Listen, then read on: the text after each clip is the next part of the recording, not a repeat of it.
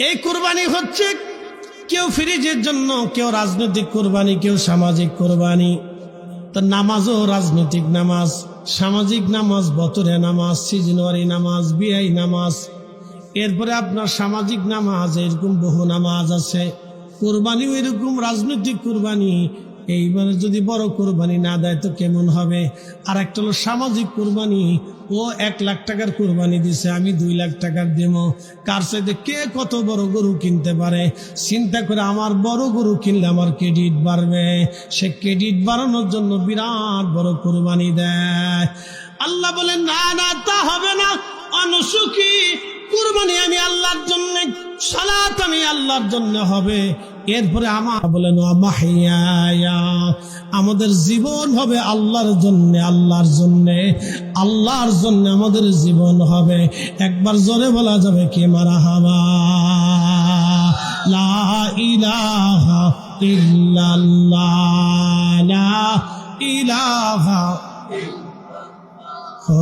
লা ইলাহা حسبي ربي جل الله ما في قلبي غير نور محمد بولي نور محمد الله لا إله إلا الله لا إله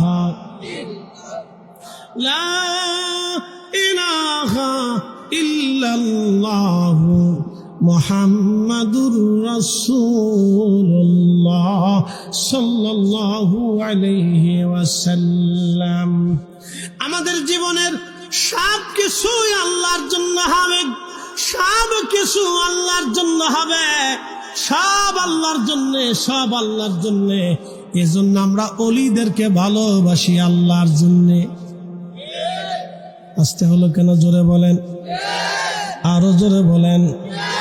বলে দিয়ে যাই, বাংলাদেশে যত রাজনৈতিক দল আছে 100 বছর পরে আপনি হারিকেন ধরেও তালাশ করে খুঁজে পাবেন না। কি মনে বিশ্বাস?